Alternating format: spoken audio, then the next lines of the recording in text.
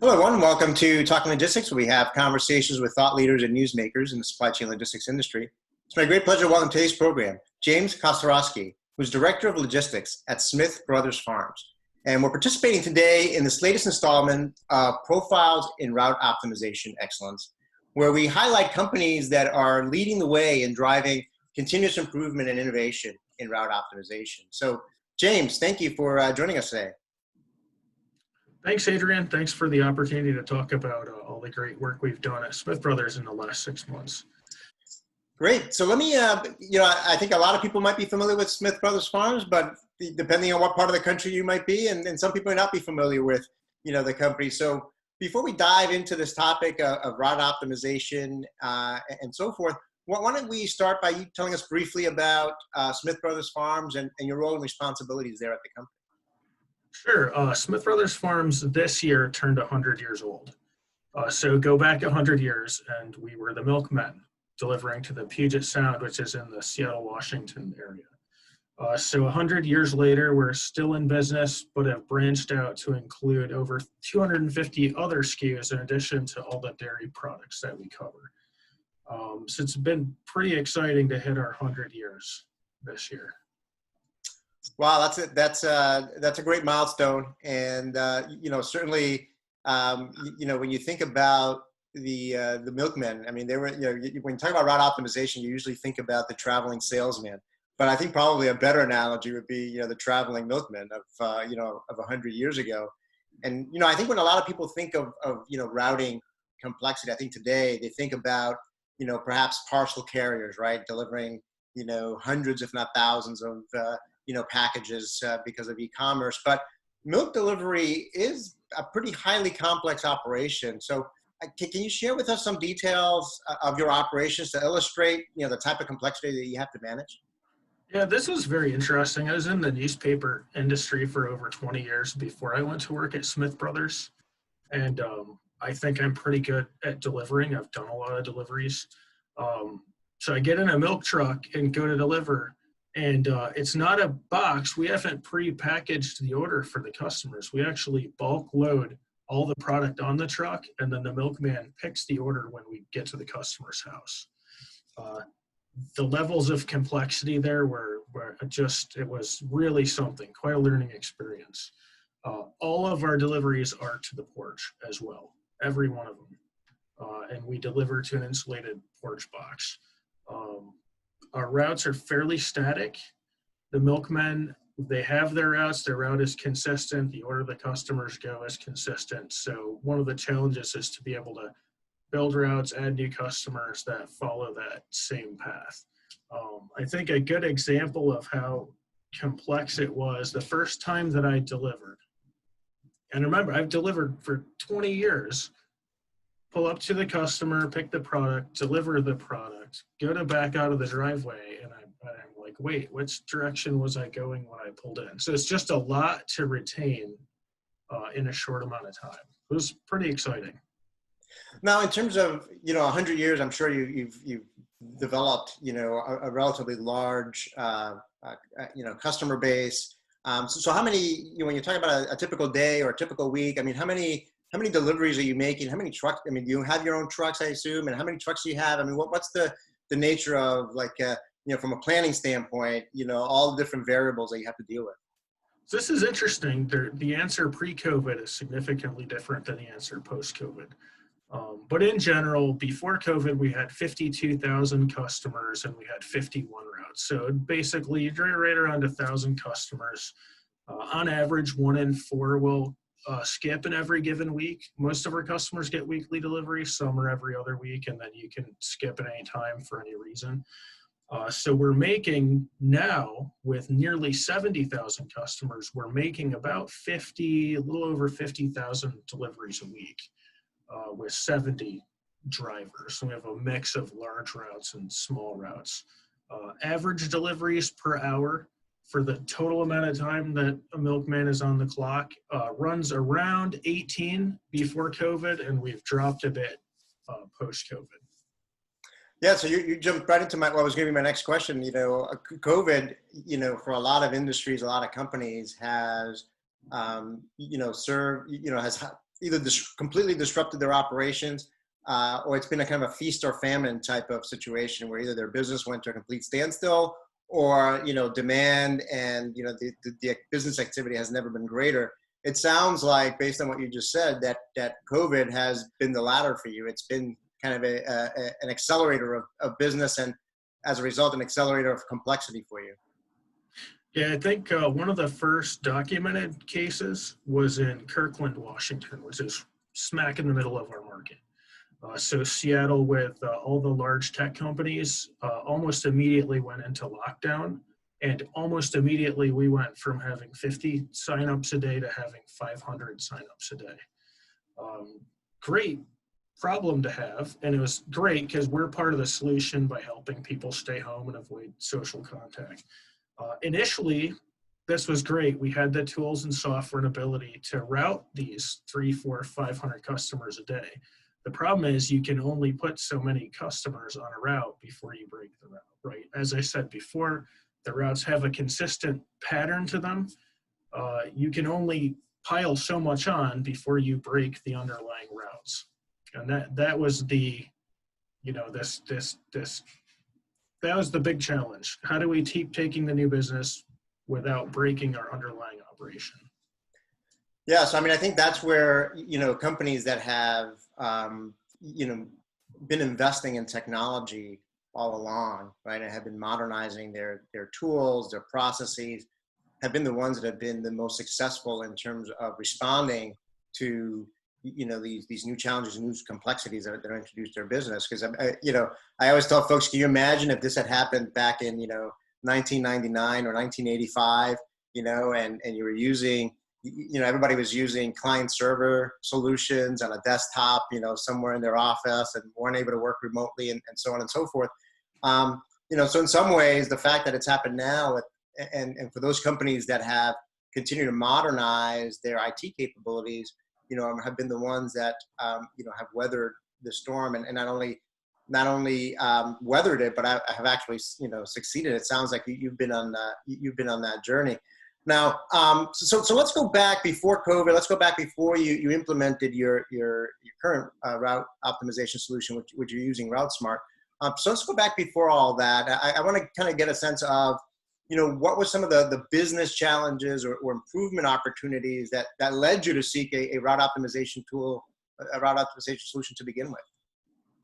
So one of our least preferred things to do is change a customer's day of delivery. Customers hate it. It doesn't matter what day you get initially, you get used to that day. That's the day you're getting your milk, your eggs, your bread, your cheese, your peanut butter, you name it. And so that presents a real challenge, because if we're constantly changing customers' days, we're opening up the opportunity for them to stop doing business with us. And as these routes had developed organically over 100 years, we would have a neighborhood that's delivered on Wednesday next to a neighborhood that's delivered on Tuesday, next to a neighborhood that's delivered on Friday. So as the routes would grow, if one became too big, to balance it out, you had to move customers, shift them from point A to point B, and then change their day. So it's picture this, 240 of these, most of them not neighboring someone of the same day. So actually, this is where I come in. This is why I was brought into Smith Brothers, was to rebuild these routes, right? So that's the tool that we needed, was to be able to redevelop all of our routes into day blocks, so that you'd have a massive group of routes all on the same day. And then it's very easy to move customers back and forth without disrupting the customer's normal habits and patterns. Yeah, no, I can see how, that ends up happening a lot of times, right? Because unless you have some, if you haven't put that discipline in place, over the course of years, you can get into that situation where you've got these territories, if you will, or these, operational realities that are completely unbalanced, if you will, that add some, inefficiencies from a driver standpoint, an asset standpoint, and obviously that impacts customer satisfaction, which is, to your point, I know we're all creatures of habit, right? So once we get used to a certain, day or time of delivery, that's our expectation. We build everything else around that. So I mean, as you were looking at, from a technology standpoint, some of the capabilities that were going to be most important to you to achieve what you were trying to achieve? I mean, what were some of those key capabilities that were kind of must-haves for you? It's one of the challenges of the software that the company tried previously. So just for clarity, when I came on board, the company had already decided to go with RouteSmart. Now, I had given a reference for them because I've worked with RouteSmart for 10 years in the newspaper business. But what the challenge that led them to this solution was the inability of other software to handle high density routing. A good way to describe it is if you're driving a semi from Arkansas to California, you're dropping a trailer and picking up another one. So that's one kind of routing. When you have 25 customers in one little neighborhood, that's a different kind of routing. You can't just go from point A to point B. You have to have some intelligence behind it. So it was determined that this RouteSmart would be the solution that would allow that to happen. In addition, the company went with Geotab Go tracking devices. So all of the trucks are tracked, and we're able to capture large amounts of data to understand so much data. We know how long we spend at each customer. We have speeding events. There's a safety component. Basically, those two pieces of those two tools gave us a wealth of information to make educated decisions on how to move forward and how to achieve the objective that we were looking for. You know, when you talk about all the data, I mean, I would assume, I think you brought up a good point here, the difference between kind of different types of routing, right? And high density routing has got, I think some people may not be familiar with that term, but as you illustrated, I mean, when you're thinking about delivering so many customers on a route on a given day, things like, what side of the road they are, or how many left turns or right turns you're taking, or whether you're crossing a busy freeway or not, how many times you cross over a busy freeway. So those are the types of things that become important to know and understand when you're doing these high density routes, right? Yeah, you don't want to be in a milk truck making a left turn onto a 4-lane highway. It's not a good idea. I can't stress it. It might not seem mathematically, maybe that's the faster way to do it, but in reality, it's not, right? So within RouteSmart, we're able to set penalties that add time for making those left turns or just prohibit those left turns. And what was kind of interesting is I actually had flexibility with this. I could turn that feature off if I knew a particular driver is leaving at midnight and it's not a big deal. I could build a custom solution for him compared to another guy who's leaving at 6 a.m. and is crossing a lot of 4 a.m. highways. That was the kind of flexibility. And again, it's a lot of data, and it was a lot of preparation work. But I'm of the opinion that you want to do 90% preparation and 10% implementation. And that's what we were able to do in this case. Yeah, and I think the other thing you brought up, and I think this is probably where the data comes in helpful, obviously, is understanding the service level times at each stop or at each customer, because I'm sure that you see a wide variation by customer and a wide variation by driver, perhaps, and that fact has to factor into how you do your routing, right? Yeah, it does. And I was surprised by this. Being in the newspaper industry, when I would build routes, I used 15 seconds. So I kind of counting some prep time in there and some drive time and all that. I was very surprised when I had the actual data for Smith Brothers, clearly a different kind of business. But I went into it with my biased expectation. Let's test this. And what I found was very interesting. We had milkmen who were spending 60 seconds to serve a customer, and we had milkmen spending 2 minutes to serve a customer. And that's okay. The average is 90 seconds. If I had built all the routes on 90 seconds, the fast guy is going to be done in 7 hours, and the slow guy is going to be done in 13. So I was actually able to manipulate the data in a way that simulated, if I give this route to that person who has a 2-minute service time, what happens to the duration of time on the route. And that's exactly what I did. I built routes on averages, then assigned them, and then I was able to adjust where the boundaries were to balance them out. And it did work out really well. I think that's a great example.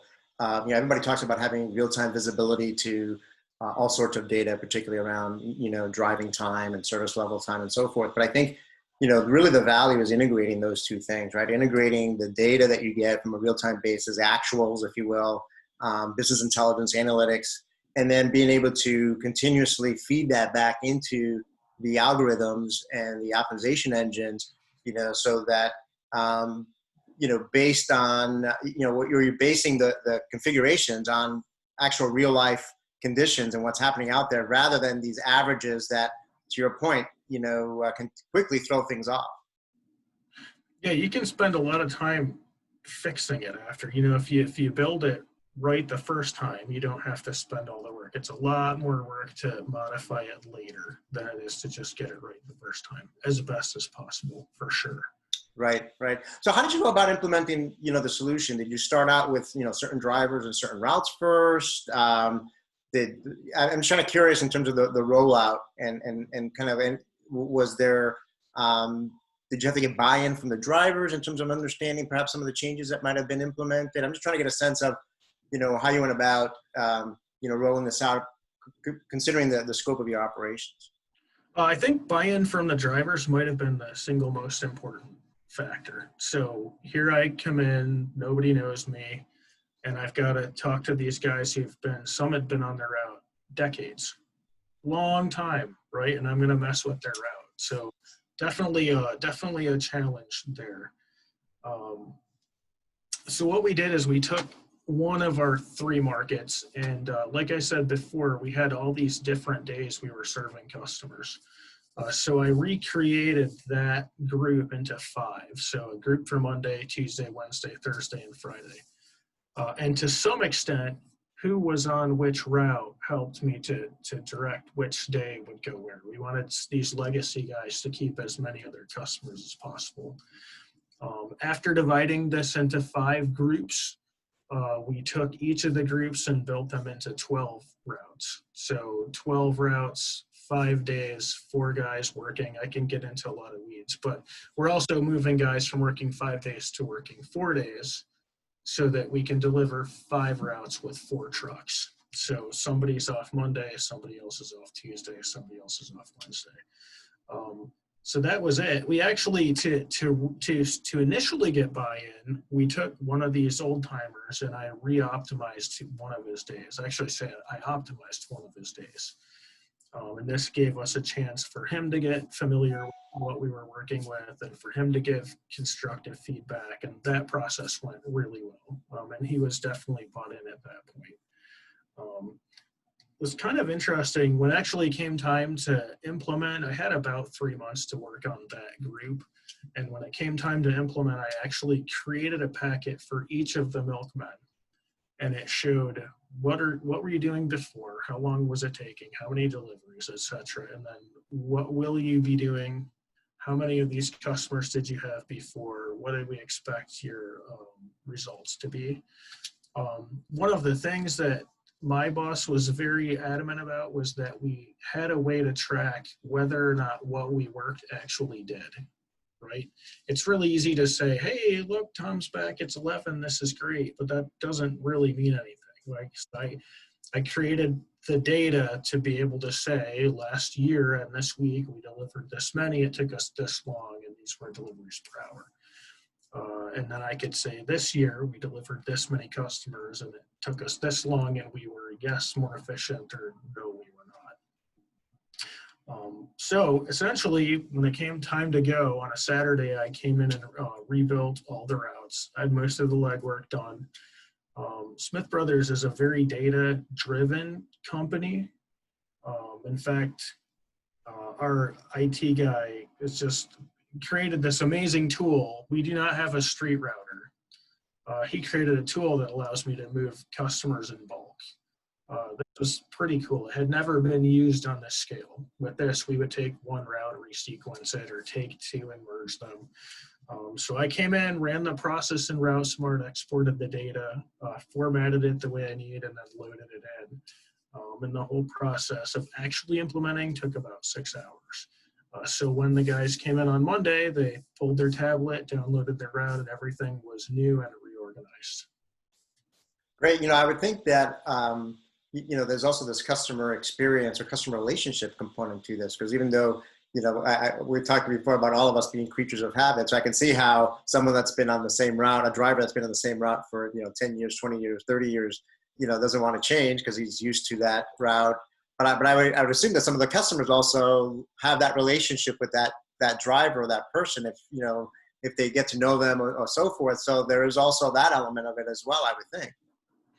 Yeah, and that was a very critical component. We had three layers of communication with the customer. So the milkman actually passed out notes to all the customers, letting them know what we were doing and what day they were changing to. Of course, if there wasn't a change, then we didn't inform them because it wasn't necessary to. And then, of course, almost all of our customers are set up online, and we have email. So there was also email communication that went along with that. As you'd expect when you move, in this case, a third of the company, we moved 14,000 customers, and probably 10,000 of them changed. Our customer service team definitely had their hands full with the calls as customers got used to the new delivery setup. Yeah, no, that I think having that communication and is critical. One of the things that I think has been clear over the past few years is how tightly linked delivery is with customer experience and customer satisfaction and the brand, right? So it's one thing to have the product and have quality product, but having that consistency and reliability in the delivery is also critical to your brand. So I think being able to communicate that to the customers is obviously key. So tell us a little bit about what have been the benefits to date. You mentioned you want to be able to report, okay, last year we did this and this year we did this. I mean, what were some of the kind of the high level metrics or areas that you saw some improvement on? So this is really interesting. The timing of the pandemic couldn't have been better in terms of us having completed the reroute. If we had not done the reroute over the course of a year prior to that, I don't know how we would have been able to increase. So literally, because we had reorganized into day blocks, I was able to add over 15,000 new customers over the course of 3 months. Wow. I just don't know how we would have done that had we not been ready for it and had the systems and tools in place. In fact, just to expound a little bit on that, I didn't add the 15,000. I didn't add them all into the existing routes.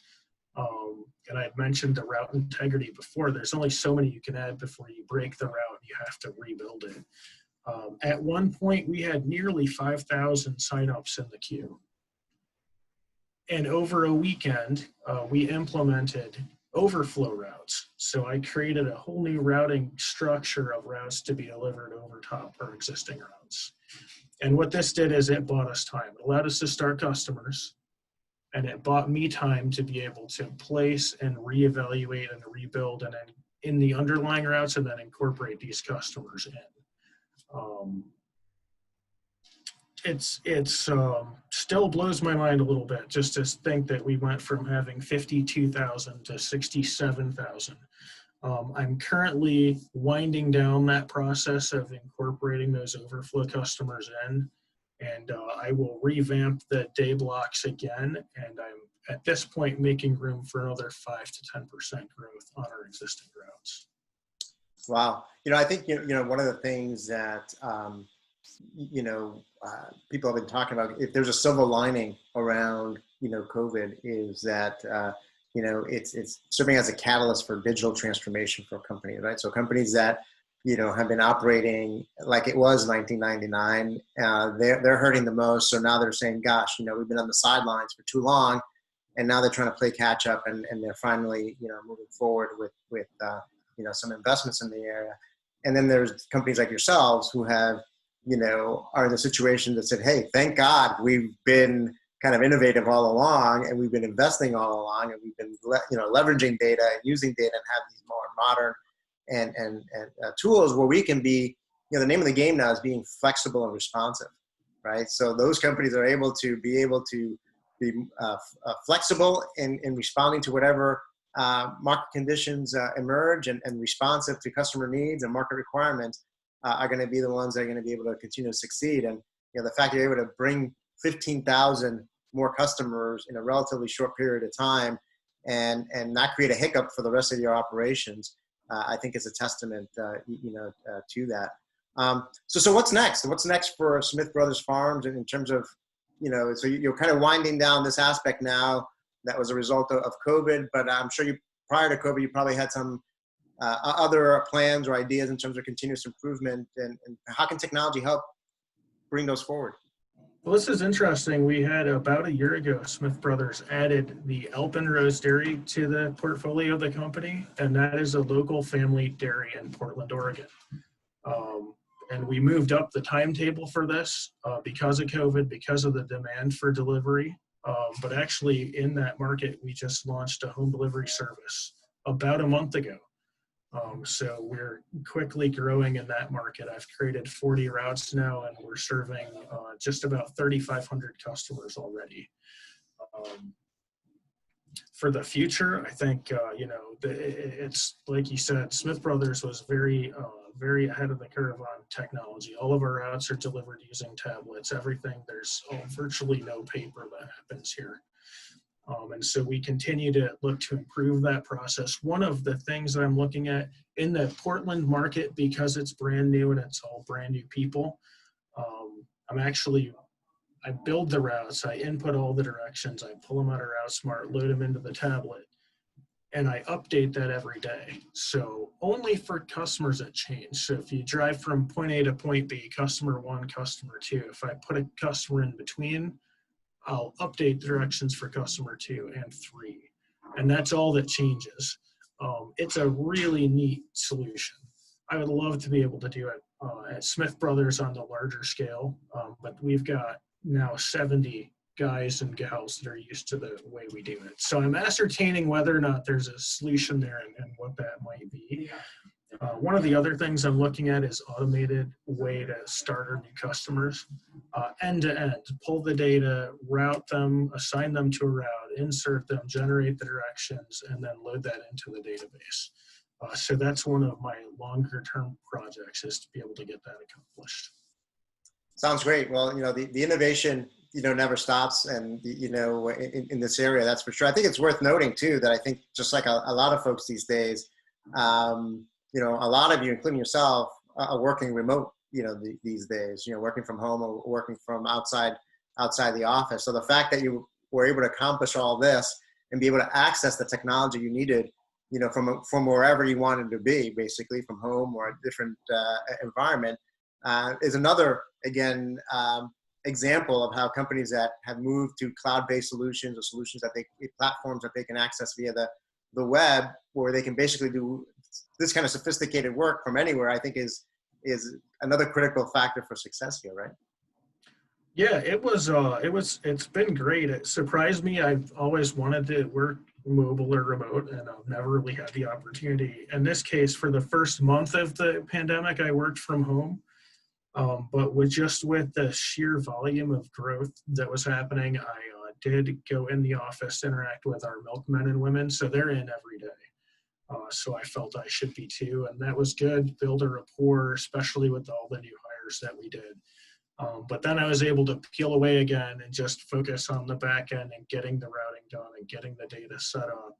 And we haven't done it yet. We're going to set up a Zoom terminal so any of them can interact with me at any time with any of their routing needs. Well, that's great. And you brought up a great point. Obviously, the men and women that are behind the seat there on the trucks and making those deliveries, they can't work from home. They're on the front lines of this. So, they're, we talk about a lot of heroes, if you will, in this environment. And they're, certainly out there, taking care of customers, taking care of their responsibilities, but also, taking some level of risk there. So certainly a valued part of the organization, I'm sure. And the fact that, folks like yourselves are, particularly early on going in there to, maintain that relationship and support, I think is important. So, James, as a way to wrap up, I mean, what words of advice or recommendations would you give to other companies that are perhaps just getting started on their journey of evaluating, selecting, and implementing a route optimization solution? Yeah, it's cliche and not to be intimidating, but I was thinking the devil is in the details. And like I learned, I had to challenge my conceptions after 20 plus years in newspapers, and I was just really look at the data, really understand what the problem is, and then that will lead you to what the solution is. At Smith Brothers, I had a very supportive executive team behind me.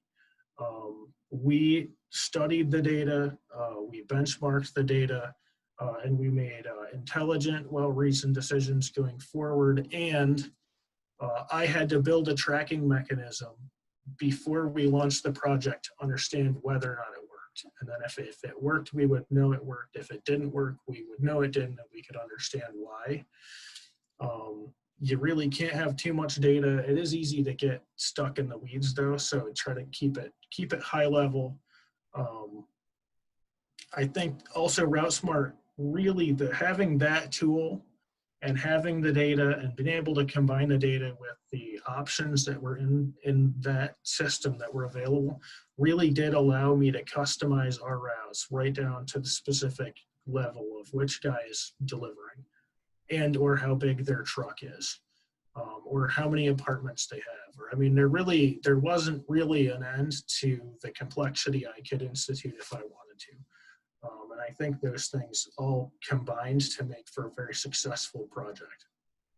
Well, it's great insights and advice there, James. And again, I think we could probably talk forever here and about your success story there, but I really appreciate you taking time from your busy schedule to, share your story and, look forward to hopefully catching up with you again sometime in the future to see where your journey has taken you. So again, thank you for making the time to be with us today.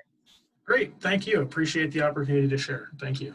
Great. I want to thank those of you that joined us. If you're watching this episode on demand, either at the RouteSmart website or on Talking Logistics, and you've got a question or a comment for James, you can post it there, and I'm sure he'll be more than happy to respond via that medium. Again, thank you for joining us, and look forward to seeing you in a future episode of Talking Logistics. Have a great day.